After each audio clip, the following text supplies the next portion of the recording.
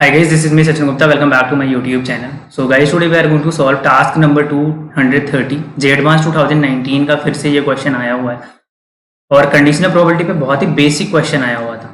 ठीक है, तो चलिए पढ़ते हैं क्वेश्चन को. Next please. There are 3 bags B1, B2, B3. The bag B1 contain 5 red and 5 green balls. B1 क्या है? 5 red और 5 green balls कंटेन कर रहा है B1 बॉक्स, मतलब बैग. B2 बैग क्या कंटेन कर रहे हैं? 3 रेड एंड 5 ग्रीन बॉल्स, ऐसा क्वेश्चन में गिवन है.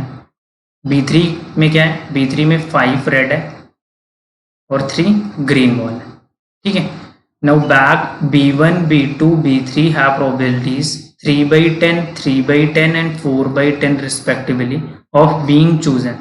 अगर मैं इन तीनों प्रोबेबिलिटीज को ऐड करूं 3/10, 3/10, 4/10 तो 10/10 आएगा. That is 1. इसका मतलब इनको चूज करना एक एग्जॉस्टिव इवेंट है क्योंकि सम ऑफ प्रोबेबिलिटीज क्या आ रही है? 1 आ रही है. ठीक है. और एक्सक्लूसिव भी इवेंट है. एक्सक्लूसिव और एग्जॉस्टिव दोनों है क्योंकि या तो आप B1 से बॉल उठाएंगे या B2 से उठाएंगे या B3 से उठाएंगे, क्योंकि उठाना आपको क्या है यहाँ पे पढ़िए. A bag is selected at random and ball is chosen at random from the bag. ठीक है, बॉल को बैग से निकालना है. Then which of the following option is correct. Option पे पहले तो नजर डालते हैं.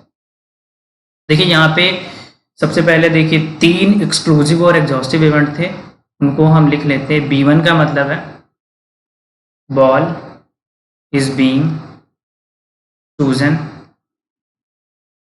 From B1 bag. ठीक है. सिमिलरली B2 भी ऐसे लिख लेंगे आप और B3 भी ऐसे लिख लेंगे आप. ठीक है. ओवरऑल मतलब समझ में आना चाहिए. B1 का मतलब कि बॉल B1 से सेलेक्ट हो रहा है, B2 का मतलब बॉल B2 से सेलेक्ट हो रहा है, B3 का मतलब बॉल B3 से सेलेक्ट हो रहा है. ठीक है. अब पहला क्वेश्चन क्या बोलता है? पहले क्वेश्चन में हमको निकालना है probability that selected bag is B3 and मतलब intersection the chosen ball is green.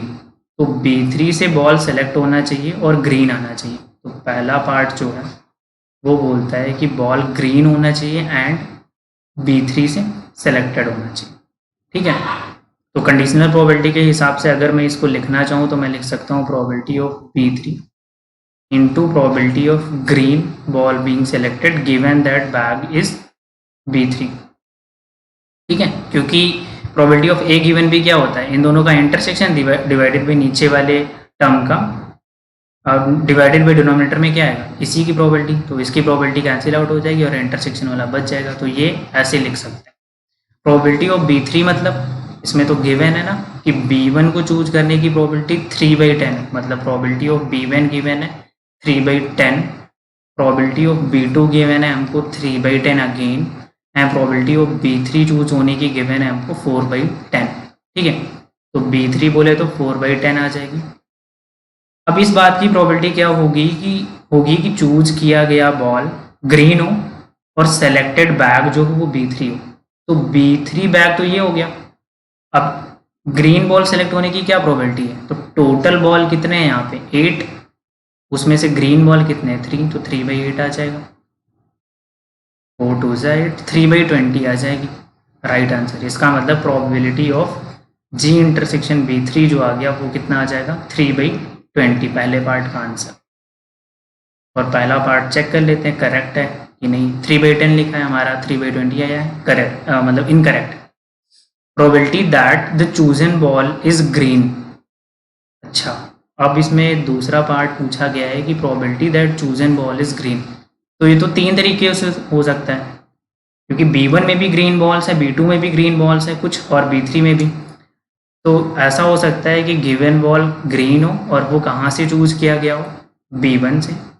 या तो फिर chosen ball is being green and chosen from B2 bag, या फिर ग्रीन हो और B3 बैग से चूज करा गया हो. तो फिर से कंडीशनल प्रोबेबिलिटी के हिसाब से इसको हम क्या लिख सकते हैं? Probability of B1, probability of G given B1. Similarly probability of B2, probability of G given B2. इसको लिखने की ज़रूरत नहीं है क्योंकि G इंटरसेक्शन B3 पिछले वाले क्वेश्चन में कैलकुलेट किया है 3/20 आई. ठीक है. तो ये तो डायरेक्टली 3/20 आ जाएगा.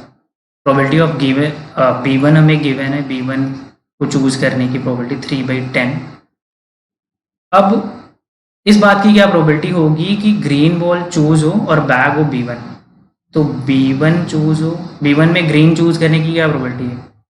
टोटल बॉल हमारे पास 10 है जिसमें से ग्रीन 5 है, तो 5/10 आ जाएगी। ठीक है, प्लस यहाँ पे देखिए B2 चूज करने की प्रोबेबिलिटी अगेन 3/10 गिवन है, और B2 से ग्रीन उठाने की क्या प्रोबेबिलिटी है? ग्रीन कितने हैं? 5, और टोटल कितने हैं? 8, तो 5/8 आएगी, प्लस 3/20।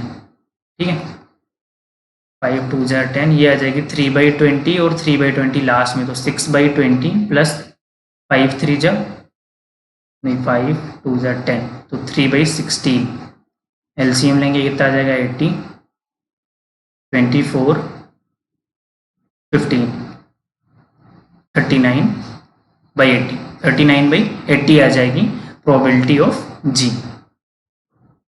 प्रोबेबिलिटी ऑफ जी का मतलब probability that choose and ball is green, उसका आ जाएगा 39/80। करेक्ट है बिल्कुल। ठीक है, थर्ड पार्ट क्या बोल रही है? Probability that choose and ball is green given that selected bag is B3, मतलब प्रोबेबिलिटी ऑफ जी ग्रीन होना चाहिए, गिवन क्या है हमें? Selected bag is B3। G given B3 तो हम शायद कैलकुलेट कर चुके हैं, जी गिवन B3 यहीं पे कैलकुलेट किया है, जी गिवन B3 जी यहाँ पे कैलकुलेट करा है, इसका आया था 3/8। ठीक है, या फिर से कैलकुलेट कर लेते हैं। ग्रीन हमें सेलेक्ट करना है B3 से, यही तो कह रहा है। तो ग्रीन B3 में कितना है? 3, और टोटल कितने? 8, तो 3/8 आना चाहिए। ठीक है, 3/8 यहाँ पे गिवन भी है, इसका मतलब ये भी करेक्ट है। फोर्थ पार्ट क्या बोल रहा है? Probability that selected bag is B3, selected bag is B3 given क्या है हमें? Given that choose and ball is green, तो B3 गिवन जी निकालना है हमको। ठीक है, नेक्स्ट पेज पे करते हैं। B3 गिवन जी निकालना है, तो इसको हम लिख सकते हैं probability of G and probability of B3 intersection G. B3 intersection G first part में निकाला था हमने, B3 इंटरसेक्शन जी आया था 3/20। प्रोबेबिलिटी ऑफ जी अभी लास्ट पार्ट में निकाला था 39/80, 39/80। सॉल्व करेंगे कितना आ जाएगा?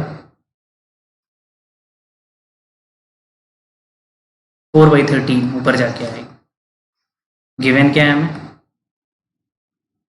5/13 आया गया है, 4/13, इसका मतलब ये भी इनकरेक्ट है। करेक्ट आंसर कौन सा है? Second part and third part. Thank you so much for watching this video. Bye bye.